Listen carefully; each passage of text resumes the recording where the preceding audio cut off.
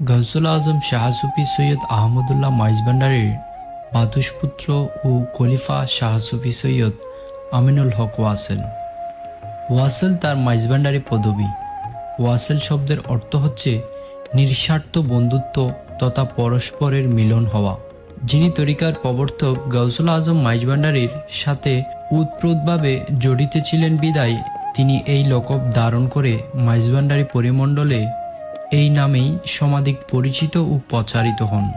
আধ্যাত্মিক অর্থে তার লকব হল ফানায়ে ওয়াসেল, আসলের সাথে ফানা বা একাকার হয়ে যাওয়া। মাইজভান্ডারী তরিকার প্রচার কার্য চালানোর ক্ষেত্রে গুরুত্বপূর্ণ ভূমিকা অবতীর্ণ ছিলেন সৈয়দ আমিনুল হক ওয়াসেল। তরিকার প্রবর্তক গাউসুল আজম মাইজভান্ডারী বিভিন্ন গুরুত্বপূর্ণ বিষয়ে আকারে ইঙ্গিত ব্যক্ত করতেন তিনি। এগুলোর ব্যাখ্যা বিশ্লেষণে গুরুদায়িত্ব অর্পিত হয়েছিল সৈয়দ আমিনুল হক ওয়াসেলের উপর। ব্যক্তিগতভাবে গাউসুল আজম মাইজভান্ডারী এবং তার প্রবর্তিত মাইজভান্ডারী তরিকাকে জনসম্মুখে ব্যাখ্যা বিশ্লেষণের ক্ষেত্রে সৈয়দ আমিনুল হক ওয়াসেল ঐতিহাসিক তাৎপর্যপূর্ণ দায়িত্ব পালন করেছেন। এই সম্পর্কে ওসিয়ে গাউসুল আজম সৈয়দ দেলোয়ার হোসেন মাইজভান্ডারী কদ্দাসিরহুল আজিজ বক্তব্য স্মরণযোগ্য।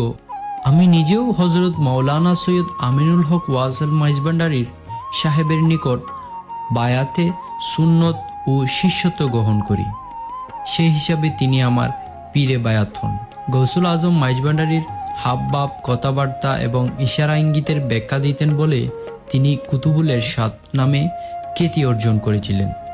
মাইজভান্ডারী পরিমণ্ডলে তিনি ছোট মৌলানা হিসাবেও পরিচিত। গাউসুল আজম মাইজভান্ডারীর মেজ ভাই সৈয়দ আব্দুল হামিদের দুই পুত্রের কনিষ্ঠজন সৈয়দ আমিনুল হক ওয়াসেলের জন্ম। শিক্ষা, ব্যক্তিগত এবং পারিবারিক জীবন সম্পর্কে বস্তুনিষ্ঠ তেমন কোনো তথ্য পাওয়া যায়নি। শুধু জন্ম তারিখ নয়, জন্মসাল প্রশ্নেও তার স্বজনদের মধ্যে নানা প্রশ্ন আছে। তবে এই তথ্য প্রচলিত আছে যে তিনি গাউসুল আজম বিলবারাসাত হজরত বাবা ভান্ডারী কেবলা কাবার সমসাময়িক এবং বয়সের অনুজ ছিলেন। তার শিক্ষা সম্পর্কেও একই অবস্থা। তবে মাইজভান্ডারী তরিকার স্বরূপ উন্মোচক হজরত মাওলানা শাহ সুফি সৈয়দ দেলোয়ার হোসেন মাইজভান্ডারীর একাকার রেনাসি যুগের একটি দিক গ্রন্থসূত্র থেকে জানা যায় তিনি কলকাতা আলিয়া মাদ্রাসা থেকে টাইটেল পাশ করেছিলেন। গাউসুল আজম মাইজভান্ডারী ইঙ্গিতের পরিপ্রেক্ষিতে বিশিষ্ট খলিফা মাওলানা শাহ সুফি কাজী আসাদ আলী শাহ মাইজভান্ডারী কদ্দাসিরহুল আজিজ তার কন্যাকে সৈয়দ আমিনুল হক ওয়াসেল মাইজভান্ডারীর সাথে বিয়ে দেন। স্বীয় মুনিবের ইচ্ছার প্রতি সম্মান প্রদর্শন করে সৈয়দ আমিনুল হক ওয়াসেল আনুষ্ঠানিক বিয়েতে সম্মত হলেও সংসার ধর্ম পালন থেকে সম্পূর্ণভাবে বিরত থাকার সিদ্ধান্ত নেন।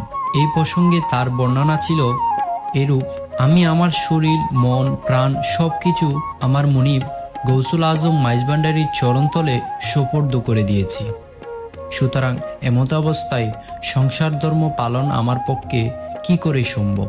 সচেতনভাবে জাগতিক সকল বিষয় থেকে নিজেকে নিবৃত্তি রেখে মাইজভান্ডারিয়া তরিকার প্রচার প্রসারে নিজেকে সম্পূর্ণ নিবেদন করে নিজের মনন, মেধা, সৃজনশীলতা ও উদ্ভাবনী শক্তি দিয়ে মাইজভান্ডারিয়া তরিকার অবিস্মরণীয় অবদান রেখে গেছেন সৈয়দ আমিনুল হক ওয়াসেল মাইজভান্ডারী।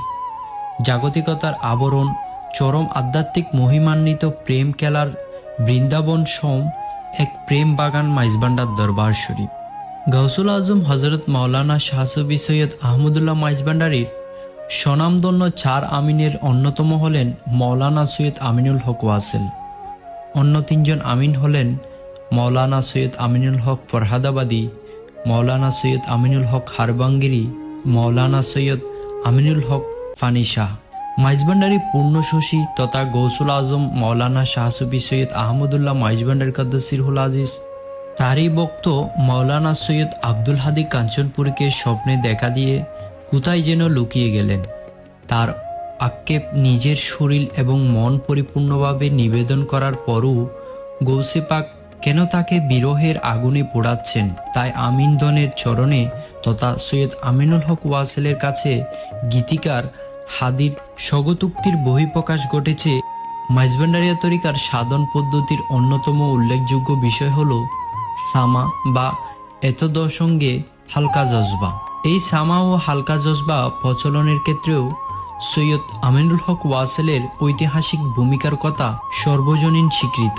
এই প্রসঙ্গে ওসিয়ে গৌসুল আজমের বক্তব্য, হযরত গৌসুল আজম এক বুজুর্গ বাতসপুত্র মাওলানা সৈয়দ আমিনুল হক সাহেব জামায়াতের সাথে বাধ্য সহকারে হালকা জজবার মজলিস করতেন।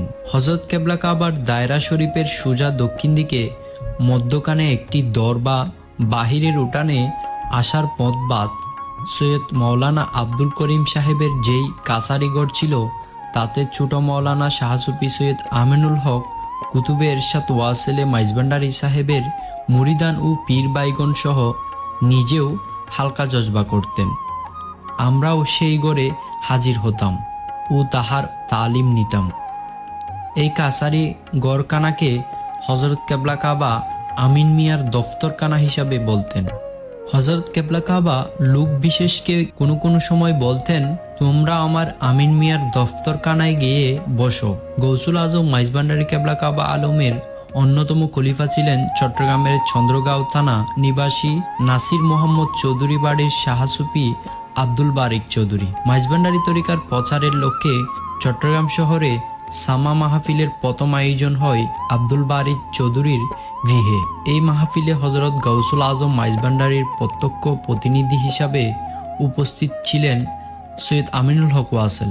উল্লেখ্য, এই মাহফিলে সেই রাতে হযরত কেবলা কাবা আলমের বিখ্যাত খলিফাবৃন্দ উপস্থিত ছিলেন। এই মাহফিলে হাল জজবা এরূপ হয়ে পড়েছিল যে নারী পুরুষ নির্বিশেষে যে যেখানে ছিলেন সেখানেই অজদের সৃষ্টি হয়। এই দৃশ্য দেখে এই বাড়িতে যারা সামার বিরুদ্ধে সরব ছিলেন তারাও হতবাক হয়ে যান। সাধারণত যে সকল এলাকার সামার বিরুদ্ধে ফতোয়া আসতো অথবা যারা সামা প্রতিরোধ সরব হতো, হযরত গৌসুল আজম মাইজভান্ডারী কেবলায়ে আলম সেই সব এলাকায় সৈয়দ আমিনুল হক ওয়াসেলকে প্রতিনিধি স্বরূপ প্রেরণ করে সামার হাকিকত উন্মোচন করতেন। সামা চলাকালে অংশগ্রহণকারীদের বেকুদি অবস্থা এবং মহান আল্লাহর প্রেমে তো চিৎকার দেখে বিরোধী পক্ষ প্রায় সংযত হয়ে যেতেন। সৈয়দ আমিনুল হক ওয়াসেল গৌসুল আজম মাইজভান্ডারীর ওফাতের মাত্র 43 দিন পূর্বেই ওফাত প্রাপ্ত হন। সৈয়দ আমিনুল হক ওয়াসেল মাইজভান্ডারী কেবলা কাবার ওফাত সম্পর্কে হযরত শাহসুফি আল্লামা আমিনুল হক ফরহাদাবাদীর অভিমত, হযরত সৈয়দ আমিনুল হক ওয়াসেলের ওফাতের সংবাদ শ্রবণ করে তিনি মাইজভান্ডার শরীফে গমনের উদ্দেশ্যে রোশানগিরি অতিক্রমকালে প্রতিমধ্যে বাবাভান্ডারী কেবলা কাবার সঙ্গে সাক্ষাৎ ঘটে। এই সময় বাবাভান্ডারী কেবলায়ে আলম তাকে সঙ্গে করে একটি পুকুরে নেমে পড়েন। 7 বার এপার ওপার সাঁতার কাটেন। ঘটনার পর আল্লামা ফরহাদাবাদী মাইজভান্ডার দরবার শরীফে পৌঁছান। জানাজায় উপস্থিত হলে গৌসুল আজম মাইজভান্ডারী কেবলা কাবার নির্দেশ মতো আল্লামা ফরহাদাবাদী ইমামতি করেন। 3 তাকবীর প্রদানের পর আল্লামা ফরহাদাবাদী আকস্মিকভাবে বেহুশ হয়ে পড়েন। বেহুশ হয়ে পড়লে বাকি তাকবীর হযরত কেবলায়ে আলম হযরত মাওলানা শাহসুফি আহমদুল্লাহ মাইজভান্ডারী স্বয়ং প্রদান করে জানাজা সমাপ্ত করেন। এই ঘটনাটি সৈয়দ আমিনুল হক ওয়াসেলের আধ্যাত্মিক অবস্থানের গুরুত্বপূর্ণ নির্দেশ করে। ছোট মাওলানা সাহেব কেবলার ওফাত বিষয়ে নানা প্রশ্ন থাকলেও 25শে অগ্রহায়ণ তার ওফাত দিবসটি মোটামুটি সর্বজনীন স্বীকৃত। প্রতি বছর 25শে অগ্রহায়ণ 11ই ডিসেম্বর মাইজভান্ডার দরবার শরীফে গৌসিয়া আমিন মঞ্জিলে উদ্যোগে তার বার্ষিক উরুস শরীফ অনুষ্ঠিত হয়। তিনি কোনো সংসার ধর্ম পালন করেননি বলেই তার বাতসপুত্র আওলাদগণই তার বার্ষিক উরুস ইত্যাদি দায়িত্ব পালন করে থাকেন। গৌসুল আজম মাইজভান্ডারীর রওজা শরীফের সাথে পূর্বকক্ষে তার মাজার শরীফ বর্তমানে সম্প্রতি আবিষ্কৃত।